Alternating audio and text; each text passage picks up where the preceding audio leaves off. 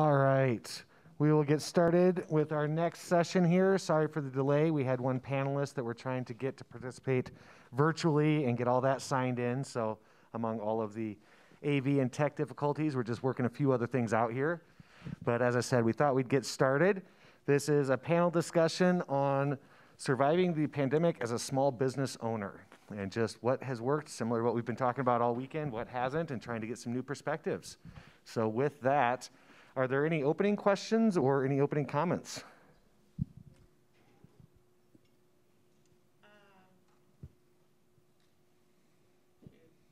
Sorry, that just went right out of my brain. I thought a question started. Can you guys just maybe introduce yourself, introduce your company, and what your current company, like, what level are you working at? Like 40%, 60%, what kind of thing? Maybe just an overview of staffing, all of the stuff that's going on since COVID, so that we kind of know where you're standing. Sure. Well, hello, everyone. My name is Wesley Guzman. I'm Vice President of E5 Events, which is the Destination Management Division of Epicurian Group. So along with E5 Events, it's Epicurian Catering, of course, which has been around for 40 years. We have the sports division at the stadium. We also have a restaurant, Manja Beve, in the DTC. And then we have our community cares division. So as you can see, we've been affected a lot by this. We have so many different divisions. The E5 affected by the closure of the convention center. The sports division affected by if Broncos are playing, if the suites are open, how many people can get in. Our restaurant affected because, we have to go down to 50%. So we are, working at about, I would say we cut about 80% of our staffing. So we're working about 20% right now, and just having our core group together who can wear so many different hats and kind of do a lot of different jobs while we kind of navigate how to make it through the next year or two. I'm Mike Millard. I'm with Altitude Event Services. We're a tent and event rental company.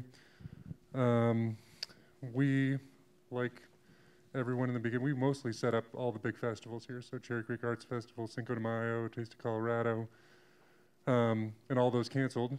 So we were pretty sure we were just out of business. And we quickly repurposed. We've managed to, find a way to work within the disaster by being flexible. And there was a couple of months where we were way down. We're a bit up, strangely. Right now, we don't really know what to do looking forward to 2021, but most of what has made us successful has been unfortunate events, COVID testing centers, forest fires, outdoor classrooms at the University of Colorado. So we just regrouped and repurposed quickly. And I'm Ira Johnson with Happy Llama Printing. I'm also the president of the board for Colorado Festivals and Events Association. Happy Llama, it's a very similar story. We were supposed to do, our first event was going to be Irish Fest. And so we had the merchandise produced, we are a printing company. We produce merchandise lines for events, work with them on printing, things like that. So we had actually produced the full merchandise line and we're ready to launch. That canceled, and then we had events 75% of the weekends through to August, and that all disappeared within 3 weeks. And so first one dropped, and we kind of started working on the next one, and then that one dropped. And so, yeah, we were in the same spot. Staffing-wise, had to make the tough decision. It actually, a lot of my staff was commission-based, and so we ran the numbers, and they were able to make more money on unemployment than they would have been working for Happy Llama. And so while it put more responsibility on me, that was the best choice. And so we furloughed all 5 of our employees. And it went down to me, and I told everybody we were basically a startup company after 14 years. And I approached it as if I was a startup company. And I managed everything and took it on. We did similar. We went through a couple months where we were down 95%. I mean, we were losing $10,000, $15,000 a month just because you carry the overhead and you can't get rid of that. And so we sufficed that for about 4 months, and then now we're just slowly starting to teeter out to the other side and break even. So how do you survive a pandemic? You ignore all those numbers. We were talking earlier, there was one point where I'm not a runner. I went out running one day. Good idea, bad idea. I kept going and doing it. And there was a very serious, very clear day where I was running and I was looking at the trees. And it's the epiphany, you got no choice. the hell else are you going to do? I was 14 years into it. I'm not qualified to do anything else. I can't work for other people. They won't let me. So my choice was suck it up and make it happen. Find a market, find something, find anything, and piecemeal that together. I have joked that I'm doing orders of 12 hats right now. You can't live on making 12 hats at a time. But that's what we're going to do, because it's going to make us 20 bucks, and that's 20 bucks closer to where we need to be in the long run. We had the same experience. I mean, Epicurian's been in business for 40 years when Larry DiPasquale started the company. And then when the pandemic hit, it really was like a startup again.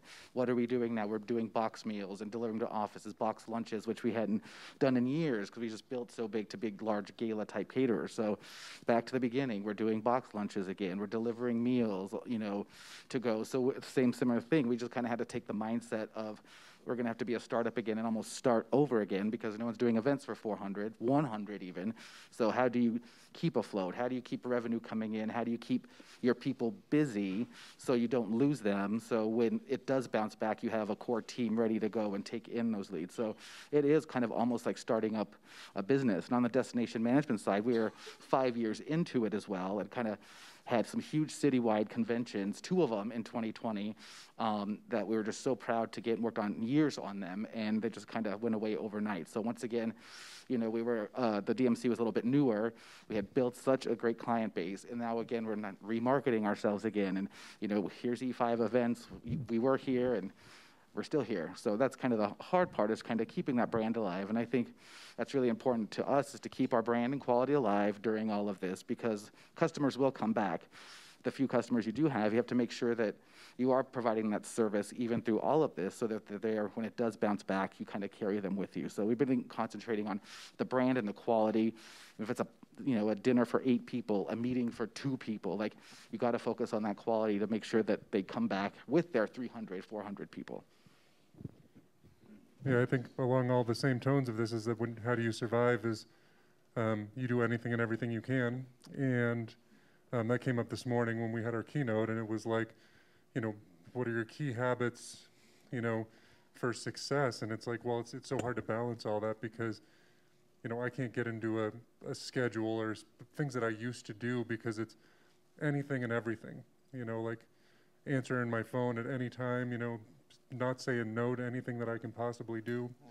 You know, one of the things that we did right off is we, you know, we laid everybody off in March, and then we took all of our marketing budget, put it into 1 month in April, changed our whole website to COVID disaster response, you know, because we knew there was no events from that, they'd all canceled.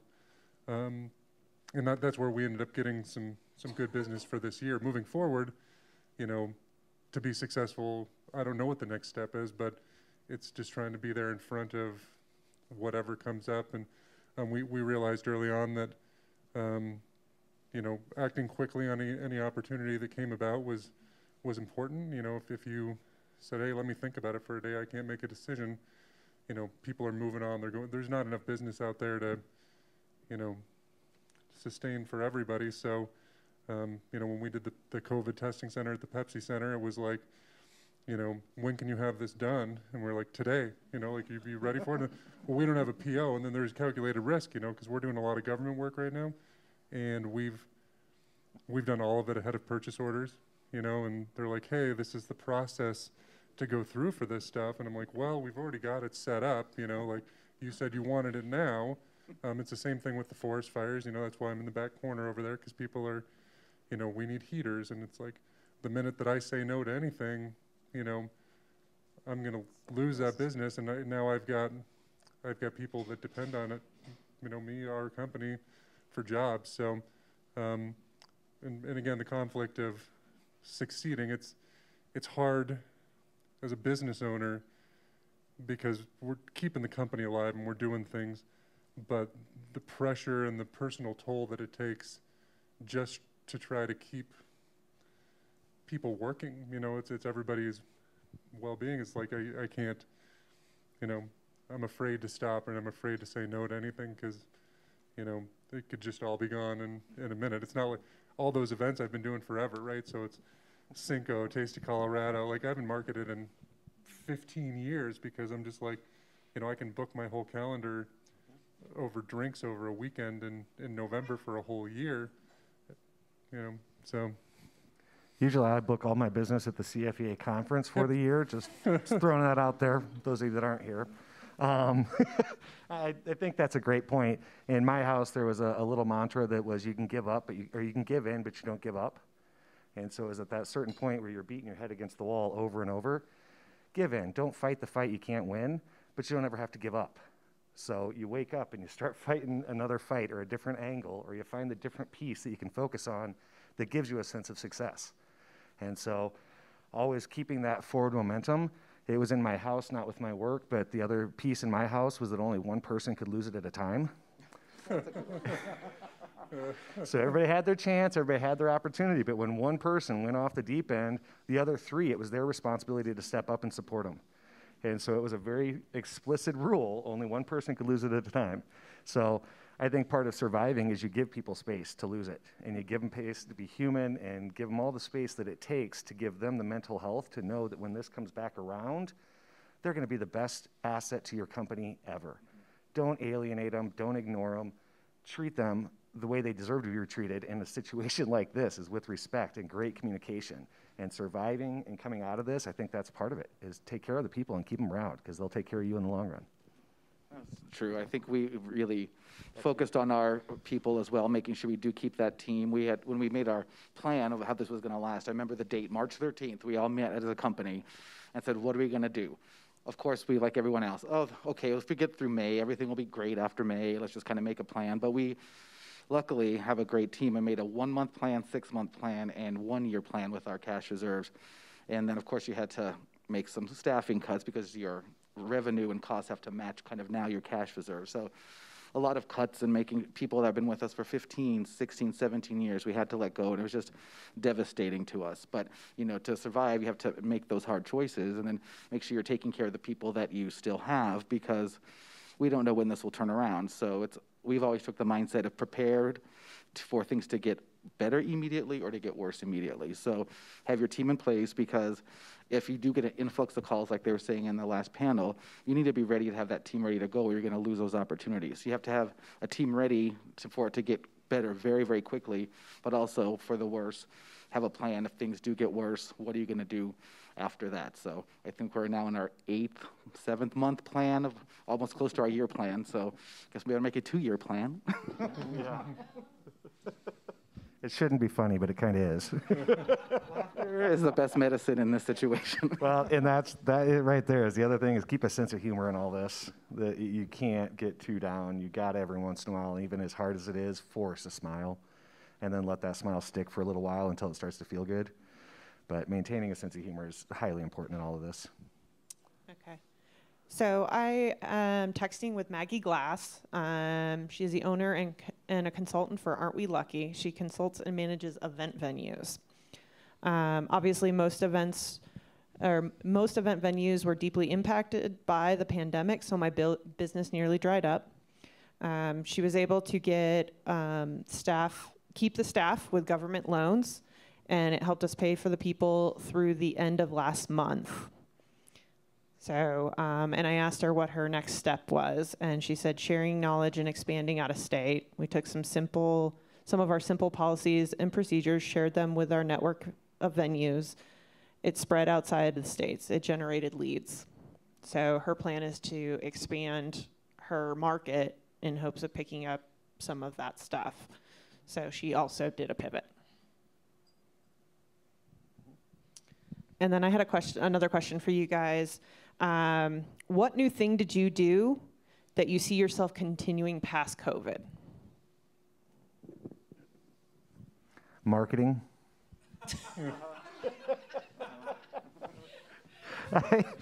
That was what I was so excited about this year. I had hit that point, as I said. We had filled every event we could fill. We weren't trying to grow. We were just trying to improve what we had. And to walk into January with that feeling was so satisfying and so exciting. And so we weren't marketing. And now all of a sudden, as I said, we were a startup company. We didn't have a demographic. We didn't have a niche. We didn't have anything. So we hit the ground. I started cold calling. I made a list of who has money, who is spending money, who has no choice but to spend money. And that's the list I chased. So yeah, what did I do? I started marketing and started doing sales again, which I hadn't done this actively for 5 to 10 years. I did that. I hope that I don't have to do it again. I hope that I hope it goes back to what it was. And I mean, if there's something that I'll continue to do, it's probably take my key people and involve them in the depth of hardships and successes, you know, because I've done that. Like, it's hard to do that when things are just rolling, to be like, this is how much things cost. This is the hard time of year for me to pay people. This is the time when things are good. And because of the situation we're in, we've really had to do that. I've had to be like, this is what might happen in January. This is why we're working more now, because I don't know what's going to happen in this situation. And I think that's actually improved our relationship as far as, you know, as a team, that, you know, they have an understanding of the business end of things a little bit more, and it makes them better members. But yeah, I hope it goes back to normal. And I mean, we talked about it earlier. It's like, for my stuff, we don't want me to be doing what I'm doing ever again, because if it's 2020, if it's not fires and COVID in 2021, is it going to be aliens and meteors or whatever? And it's like what's the tent market for, you know, when an asteroid hits or something like that? And I don't want to write up a plan for that. It takes a lot of time, Stephen, to write up a, you know. I will take aliens as long as they pay for a party. I will do it anytime, like anything. As long as those aliens throw great events, we're in. Exactly. I think some of the things that we did as a company that we'll definitely continue on with is just the focus on safety now. Just, you know, it's very important now, but in the future for confidence, and just in the future to be prepared for anything like this. So, you know, we've invested in some foggers for the offices, our vehicles. We fog them down every day. Installed new filtration systems into our headquarters and to our restaurant. So those are the kind of things, just keeping up to date on those kinds of things, that we do have up-to-date safety practices, you know, that go above and beyond. I think we'll keep that together. And then also what I found more is like the connectivity with the team that we do have left.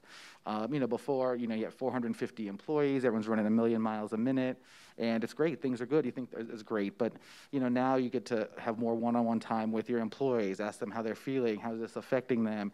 Just diving in deep and having that connection with the team members you have left, I think is something that we, no matter how, you know, how many people we hire in the future, we want to keep that connectivity with everyone and making sure that we are close with our employees, so we can keep that culture going and show a true concern. I think that's something that we've really focused on, is, you know, really taking care of the people we have and focusing on them. And so I'd like to see that continue. And I have an answer from Maggie for that. Her plan, something she's doing now and she plans on doing in the future, is do less events and spend more time being the expert, helping venues with more budgets, policies, procedures, and contract. And she's also considering going back to school and getting her law degree. And she sent an emoji of... Yeah. It's the face I made. I think the other thing for me I'm going to take away from this is a little more patience. And it sounds odd in the midst of this, but patience with myself and patience with my vendors and my employees. Having to go back to doing this, I had gotten to a point where I had a great staff and they took care of everything. Obviously, more so than I even gave them credit for, because now I'm doing all of it.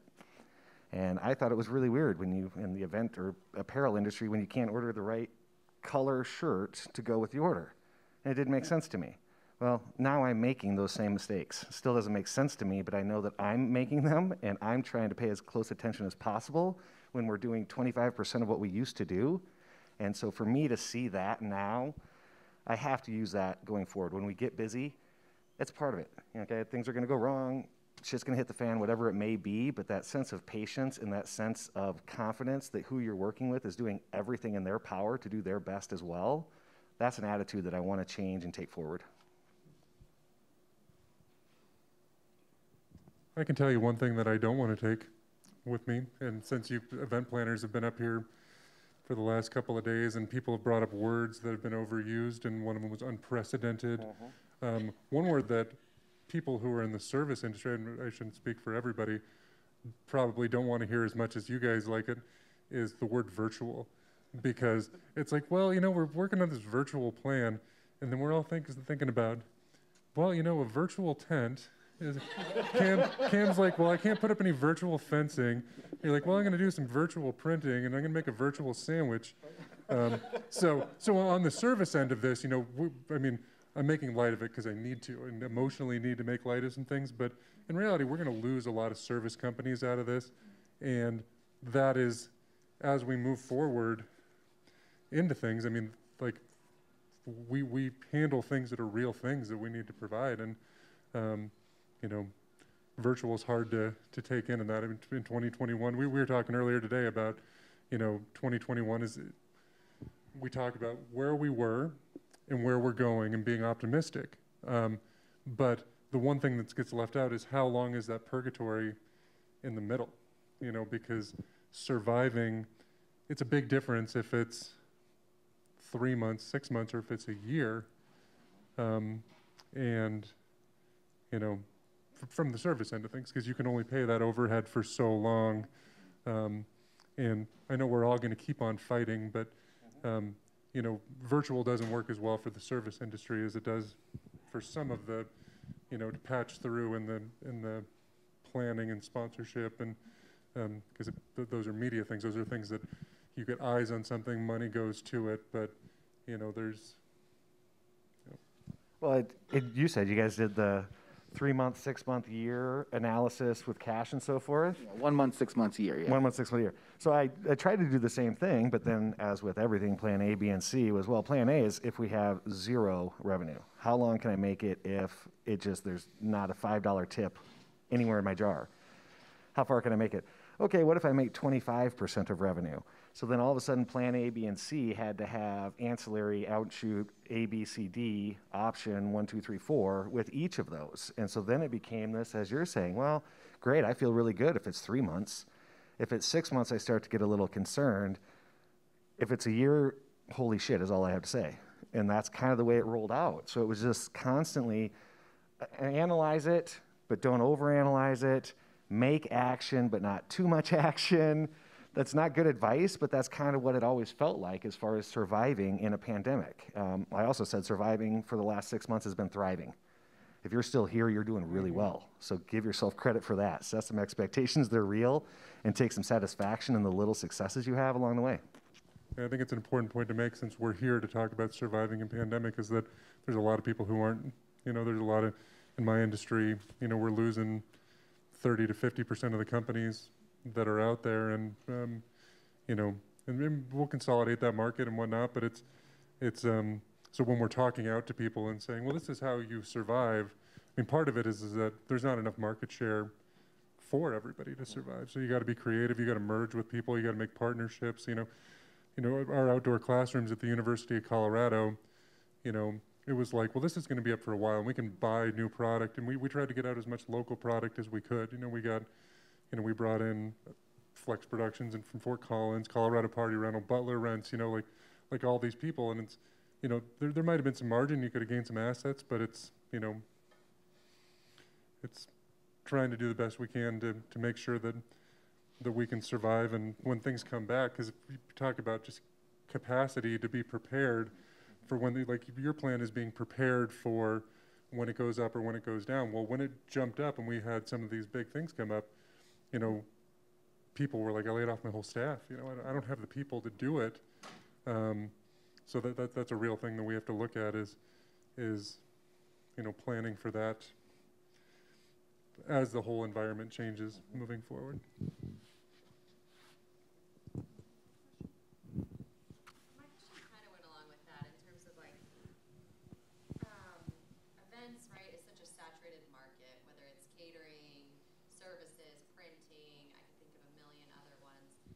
And is this pandemic or this unique opportunity, is it going to do just that, kind of that natural selection process of like the best of the best will come out on top, and there's a reason why you're still here? Like, what do we take away that's positive from that, if any? And I don't know, but. Well, I can answer some of that. I mean, it's not necessarily the best on top. It's where you were when it happened.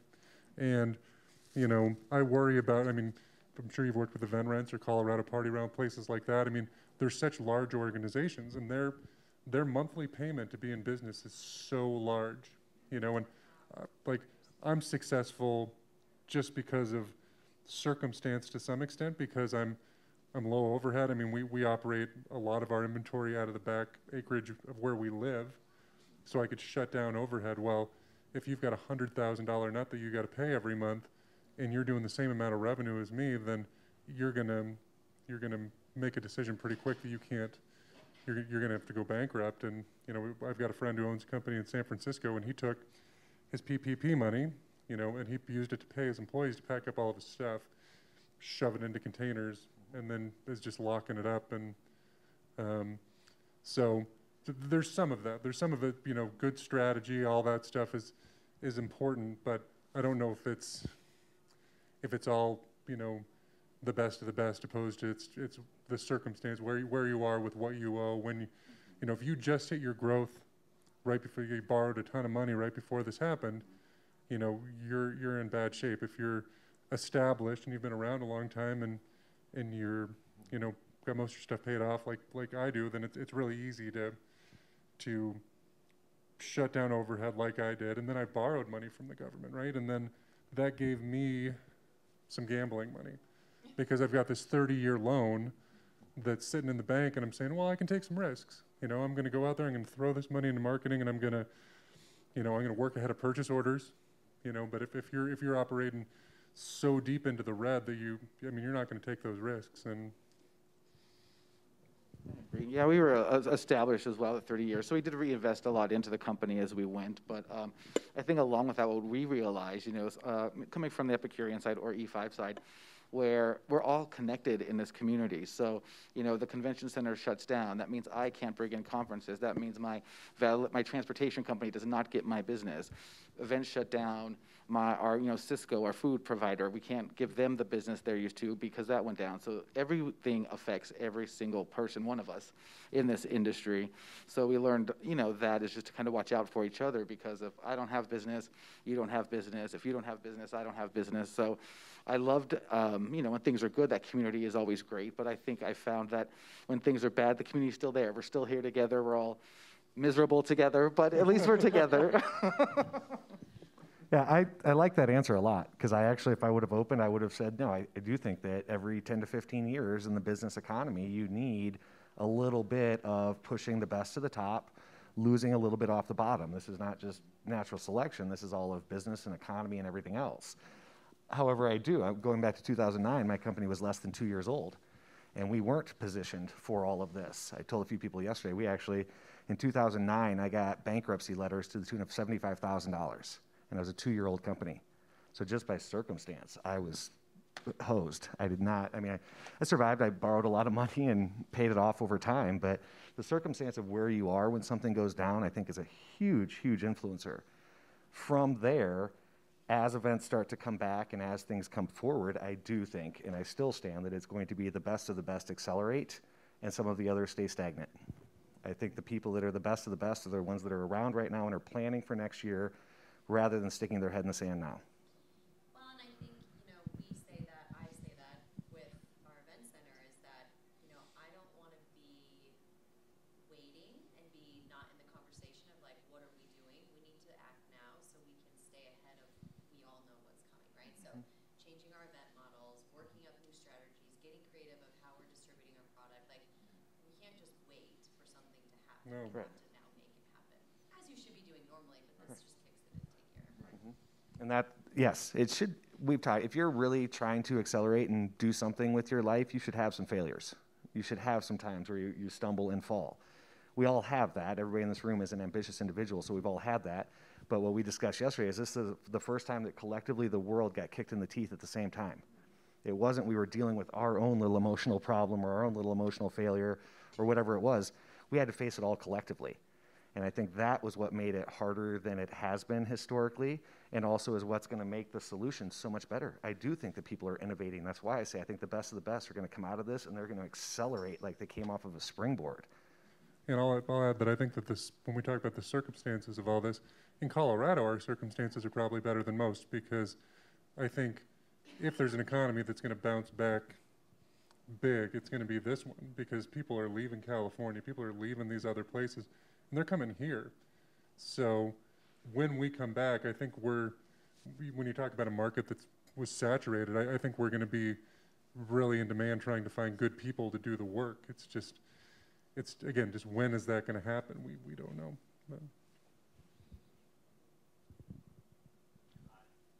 So one of the things I've seen already, and this is completely a theoretical question, every business is different.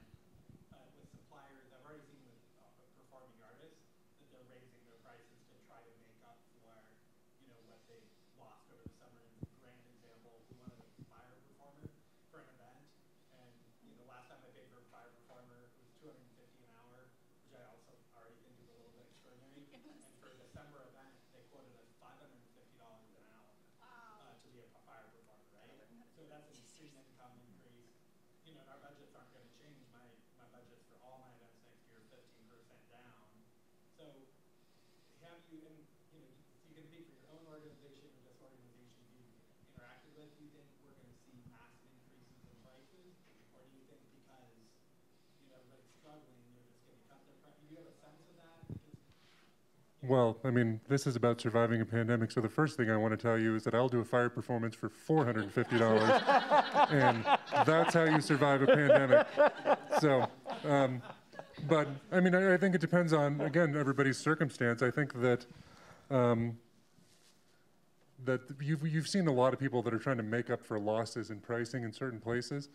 The market's going to correct itself. I haven't, in the rental end of things, we haven't seen that as much. I've had some conversations about next year, but in the same way that event planners are not committing to vendors, vendors aren't committing to event planners price-wise yet either. So when it's like, well, we can't really sign a contract, and we're kind of saying, well, we can't really commit to exactly what the price is going to be because we don't know what the environment's going to be. Is there going to be super inflation? Is there going to be, since it's hypothetical, like at least in our industry, I haven't seen it yet, but I don't think we're committing too much down the road. Yeah, we haven't really increased pricing or anything like that, but I do feel like in that scenario, that's where negotiation would come in, because I feel like that puts maybe you in a better position, because if you can't pay it, your client can't pay it, you can, find maybe another performer. And that's when, like, our mindset is you have to stay flexible with your customers, or flexible with pricing with customers, because maybe that fire performer now has lost business because, next time when it does bounce back and prices go down, you're not going to call that person. So as a business, you have to stay smart and, okay, like I want to charge more to make up for money, but am I going to lose 3 more gigs down the road because I'm charging too much from the same client? So you really have to be smart about it, and we all understand you have to, kind of recoup for lost time, but you can't alienate the customers you hope will give you more business down the line when it bounces back. So you just have to stay flexible and I think be smart about it. But I think, negotiation, whether you're a vendor or a supplier, a vendor, the planner, all of you, everyone has to just stay flexible, and to get this business in, you may have to kind of concede someplace. Definitely in that example, I went back to that supplier and said, that's crazy, we need to negotiate. And then I also said, I already put 5 other proposals in the water to go, who's going to give me a better price? Yeah, and you're gonna. I can't believe you're doing that on me. I was like, I can't believe you doubled my price. I mean, you looking for something else, you got to do that, and like you said, with flexibility, there's when everything's slamming and we're busy, that's a whole different environment. We're still in this situation for a while, and when we did the Stanley Marketplace, I mean, they got like 20,000 square foot of tenting. It was up all summer, and it was the first thing that I did. And I went out there and I said, well, this is what it costs. And he said, we're a bunch of struggling businesses, like, I'm like, well, what can you do? Like let's get some product out. Like, let's talk about it. Maybe you can use something that's easier for my inventory. It works better for me and I can save you money. And then he said, well, this is what I can do. And I said, well, then let's make that work, So being flexible to get things out and get things moving and to create revenue in the current situation, I think, flexibility, that's the key. Well, I think every industry, you're going to have different business owner mentalities and styles. So some are going to try and gouge it and get what they can in the short term and make it all on the one hit, and some have a bigger picture, longer term mentality. From the print side, none of our costs have changed. Paper costs haven't changed, production costs haven't changed. So we're actually right now with our long-standing clients, we're decreasing all of their pricing. We're going to them and saying, listen, we know you're struggling. We're obviously struggling too, but last year's price had some profit in it. So how about we make half as much this year so you guys can stay around and do what you're doing? Prime example is the ski industry right now. We do a lot of work with the ski industry, and they're hoping that they can open, and for some of them, their greatest expectation is that they don't lose so much that they can't open again next year. So they're not trying to make money. They're just trying to provide the service and be here next year. And our mentality is, we want to be here next year with you. So why would I make a ton of money on signs now and have that next year? Having a community mentality, I think, and that's part of choosing your vendors. You know, having people like up here saying, flexibility, yeah.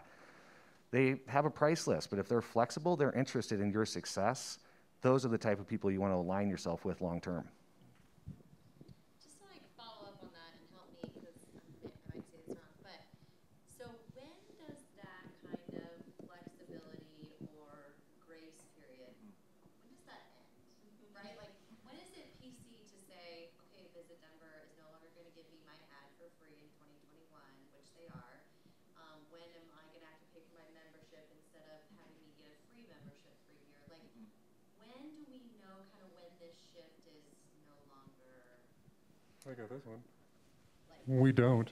I mean, that's it. I mean, it's market driven, and as soon as, you know, there's a reason that they're doing that stuff to keep people around, and as soon as it doesn't need to happen anymore, I think it'll go away. I mean, I think people, right? I mean, they're giving you a free thing to keep you around, and as soon as that, you know, they don't need to anymore, there's some sort of demand. But I think there's also going to be new and creative ways to come out of this. So a free membership to Visit Denver, well, no, they're not just going to give it free, but they may come up with a new scholarship program where suddenly you can get discount opportunities. Everybody talks about the new normal, and my feeling is there's always just a now normal. You operate in the time that's now, and every day is changing. We have people that have been up here talking about their whole career aspiration is to change events. That's what they did before this ever happened. So somebody out there is going to be pushing the buttons to change. They're going to want things to improve. It's going to have to adapt. And so to say, when does this all go away? Some of it will, some of it won't ever go away. And then we're going to find that new, how we operate in our now normal. Well, one thing that I learned, that Stanley Marketplace example, was really an education for me, because I went out there and, you know, Mark Shaker, who owns all the stuff around, he's running that marketplace, and he's the landlord. And so he's like, I need to get this stuff up so people, my restaurants and bars and all these people can have more space, and I'm going to pay for it because I'm going to lose tenants. And he's like, if I lose X amount of tenants, then my whole building shuts down. So I need to invest in them. So that's the landlord's perspective. He's like, I need to find a way to make this work because he's going to lose tenants, he's going to lose money. The restaurants in there, we already know they're losing money. Retail's already losing money. But then the city of Aurora comes out and meets with us, and they say, hey, well, what can we do to help get this stuff up? Because we're losing tax revenue. We're going to have to start laying off cops, school teachers, you know. So it's sort of like in a normal economy, we're like, well, who's getting over? Who's making the bucks, you know, in this situation? And I think, you know, other than Amazon and Apple, I think that everybody, even the local municipalities, I mean, the cities, everybody's budgets are legitimately struggling. So we're all really having to work together, you know, because it's from the top to the bottom, everybody's struggling. So Maggie actually brought up a question that kind of would pertain, especially since basically all of you guys you're all on the vendor side for that. Now, she's a little bit on both, but she's coming from managing venues. I do expect vendors and venues to follow guidelines, and I think sometimes it's really difficult to address the vendors that are cheating and how that hurts everyone. Are you coming into contact with people that are doing it, kind of hurting your industry by not doing it in an ethical way, whether that's not following health codes and not doing the expenses, if it's causing prices to drop so low you can't compete. Have you seen any more than what you normally run into with the COVID and kind of that desperation? For what we have been doing, everyone has been really great with following protocols. I mean, I think as a vendor, especially coming from a catering side or, you know, planning side, like, you have to set the tone. You have to set those rules with your client. Like, yes, we can do this. This is how it has to be done. Can I have my tables closer? Do my people have to wear masks? Well, yes, they have to wear masks. They have to follow these rules because this is how it's done. And you have to kind of be the leader in that, because people will kind of do whatever they want, but they also want to make sure it's being done right. So I think with all the things we've done, you know, so the backyard weddings or working with the venues that are still able to, everyone has been following the rules. Like, there are some guests who kind of want to do their own thing, but I think it's up to everyone in charge is to set that example and to lead them down the right way so we can continue. So I haven't seen a lot of people cheating or doing stuff, but I'm sure I have heard that it's out there. But I think if you're going to be a leader and continue on after all of this, you have to do it right, because if you don't, it's going to come back to you very quickly. So you just have to be that leader and dictate this is how it's going to work. I think that it's usually pretty sometimes cutthroat out there, and I'd say less than usual. I mean, as far as, within the vendors together, I feel like we're working together more than we ever did before, and it used to be a little bit like, don't tell them what's going on, and now it's more like, I can do this part, can you do this part? As far as some of the, when you talk about health stuff, we provided some labor to Bandemere, and it was like, so they sent a note out that was like, you know, it's your choice if you wear a mask. And so it's like, well, no, you know, we're a company, we're going to do this. It's your choice. And so there's been a few situations, you know, I've been involved in most of the bad publicity stuff that's hit the news. We set up a rodeo in Weld County that was all over the news, you know, and it's like, I was just bringing out some fencing, and then we're on the news, and then we do this thing in Bandemere, and I'm like, well, of course my people have to wear a mask, because, you know, somebody from 9 News is come up, not just for the health stuff, but it's like, why are you not doing this? And, well, they told me that I didn't have to. I mean, so it's been a little bit of a fight in some place. And you do weddings. I mean, I didn't used to do weddings. I hate weddings. Like, I got out of it, and now I'm like festival guy, but because I'm repurposing, you know, I've done a couple of weddings, and some people call up and they're like, we are not going to do this, and we are not, and it's like, I don't know why you're yelling at me, right. But, you know, so I've got a little bit of pushback from the clients sometimes, but not from the vendors, I don't think. You know. One of the things that we did, actually, and it's been an easy sell, so the PPE equipment for our staff, gloves, masks, we provide those for them, and it's a charge we put on our proposals and our contracts with a client. It's like $20, $15, $20 for PPE equipment. So we put it on there, we charge it because we want to lose money on that, but we want to keep everybody safe. So we have to kind of be smart on how you do things. So add this $15, $20 charge on clients. That's what is this for. We tell them, we want to keep you safe. We need to keep our staff safe. So it's the charge for the equipment. And we have not had any pushback on any event. People are like, oh, this is great that you're doing this. I'm so glad you're keeping your employees safe. So it's how you position it. You know, back, you know, before this, you know, they wouldn't pay for gloves for any of your staff or that kind of thing. But now if you explain it, we can pass along that charge, keep everyone safe, and people have a little more confidence. So it's kind of like that thing, being a leader and kind of directing people how to go. People want to do the right thing. They maybe just don't know.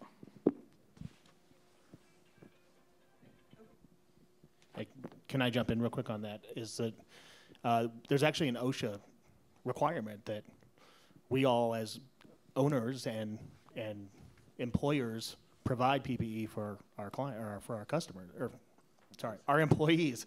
So now that those sort of things have changed, it's no longer just safety glasses and some gloves. Like, it does include masks and latex gloves and, you know, all those things. So I think that's important for people to realize. I think that is, and those are the costs, you know, that we carried as a security company before, you know, the gloves and those kind of things we did. But, you know, now, you know, talking about revenue, how we can make sure we're getting all of our costs, that's something that we wanted to just make sure to pass along, because everyone at that event is benefiting from it. So it is keeping everyone safe, and it's maybe a cost that we don't have to absorb anymore. We can kind of pass that along just to make sure everybody is safe and people feel more comfortable with it. So it's something that's worked well for us while we're keeping everybody safe.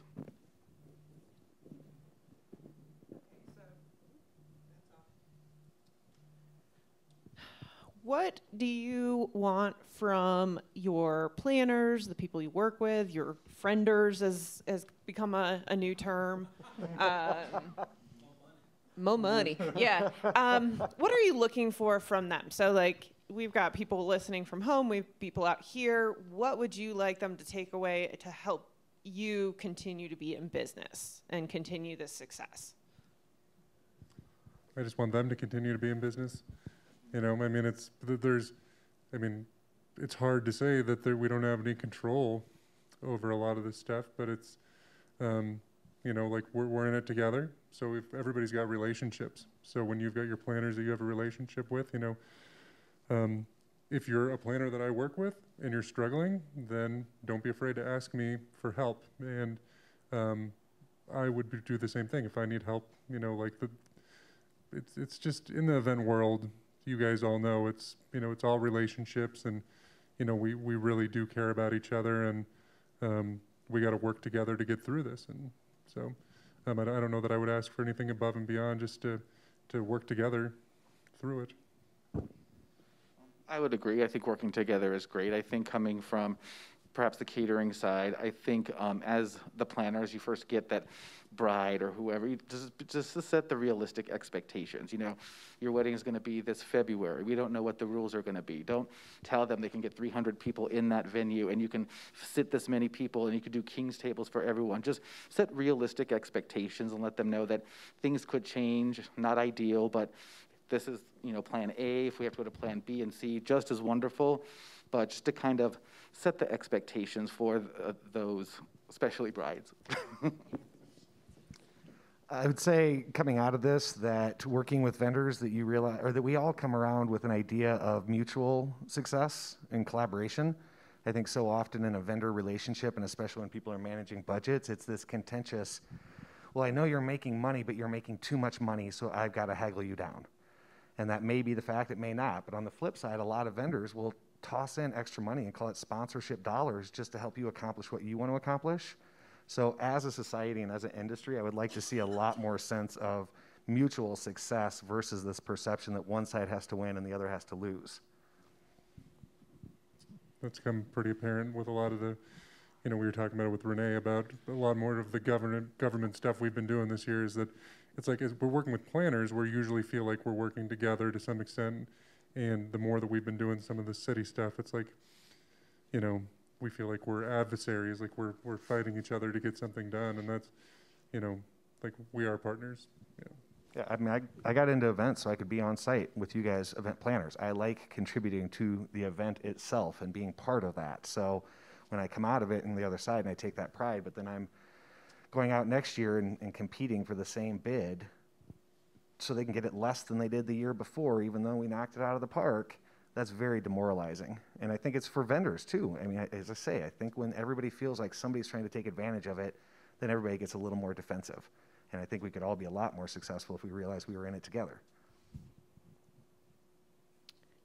So Maggie said that she wanted everyone to continue to thrive. She's like, I will continue to recommend them, and I hope they continue to recommend me. Specifically, she's asking if anybody knows venues that are looking to revamp their contracts or policy due to the pandemic to reach out to her, because that's kind of where she's specializing, is helping these venues come around and be able to adapt. And that was part of what has been this morning's conversation, is revamping contracts with force majeure, all of these little ancillary things that people didn't have before. But getting some standardized information out there, I think, is a big thing that's going to become an advantage.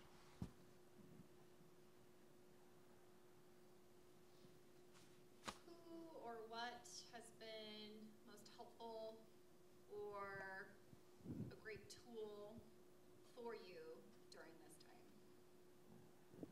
Like, when you are finding new and different ways to put up tents, is that through your own marketing? Is that through your connections that you've already worked with? I'd say first and foremost, probably Jack Daniels has been the most helpful getting through this. But yeah, I don't know. I mean, it's that's a hard one. I just don't know that there's anything that's been great about getting through this. It's been, like I said, even with the stuff that I've learned how to get through it day by day. You know, I don't know what tomorrow's happening. I don't know what's, but I don't know that I've got some great tool. I mean, I've learned that I can market if I need to. I've learned that it's smart to go out there if you run into a tough time, say what is the thing that's going to happen, and if it's only one thing for me in the tent industry, then I took all my money, I put it into that one thing. So I've learned that if I need it in the future, you know, when the aliens come and I see the one thing I need to market to, I'm going to take a couple of months and I'm going to do that. But other than that, I don't know that I learned too much. I think though, a couple tools we have physically wise. Oh my gosh, this fly! I feel like Mike Pence. I was same thing. I think what we did, we invested before the pandemic hit. We had invested in a mobile kitchen on a trailer that can go around, almost like a food truck type of look. We had a mobile pizza oven, wood-fired pizza. We had that, and we had a great outdoor venue. So those became really popular during this pandemic. So people didn't want an event, they didn't want, but they wanted social distancing. They wanted everything safe. So we could bring in our mobile kitchen and almost do like a food truck service, have everyone spread out, hand sanitizers, everything. So that came in so handy over these last few months. I get it booked every single day. The Denver Broncos have it for the next 4 weeks. So that tool was very important to us because we thought it was kind of fun to have, and then it turned out to be a necessity to have. So that came in handy. The pizza oven, the same thing. It can be outdoors, cook pizza, keep everyone separated, separate pizza boxes, send them on their way. And then our outdoor venue, we have a patio, a great patio area, pizza oven again, bocce ball court. So we started offering that free of charge. If you had to reschedule your wedding or your corporate event, you had to scale down to 8, 10 people because of the restrictions. We had offered that as well.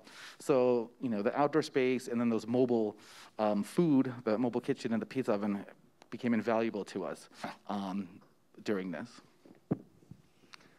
We had a few things equipment-wise that helped out a lot. For me, the thing that helped most was also probably what was most difficult, which was I served on several boards, and so I was surrounded by really quality people. And my grandpa taught me an adage, but it's tough to soar like an eagle when you're surrounded by turkeys. So when you're in a situation like this and you have a whole bunch of people around you that are motivated and optimistic and really trying to make stuff happen, and man, the energy that comes off of them is great. I said earlier, I came into today thinking I was doing pretty good, and then I listened to all these people talk, and I feel like a loser. Because these people are doing great things. They're throwing events, they're renovating and innovating the whole thing. So surrounding yourself and keeping yourself surrounded by quality people, I think historically and always will be the greatest way to keep yourself at the front of what's happening and being successful. But at the same time, it's challenging because you sit on a Zoom meeting with a board and you're looking at these people, and for CFEA, I'm the president of the board, so I'm supposed to try and be present and energetic, and I'm looking at all these people in awe, and it becomes really exhausting, but at the same time, it becomes very invigorating. So as I said, it was a dichotomy for me to try and manage both. So Maggie said the Colorado Event Alliance has been amazing. It was created during the pandemic, speaking for our industry with local states and national governments. Tell Maggie I hope she liked her shirt. Happy Llama actually did the fundraising program for the Colorado Event Alliance. So that was actually completely ancillary, but in the midst of all of this for Happy Llama, we saw the need. Colorado Event Alliance was there, so we created a sponsorship or a fundraiser program for them. It was an on-demand heat press system, but we sold shirts and hats, and then the revenue went to Colorado Event Alliance.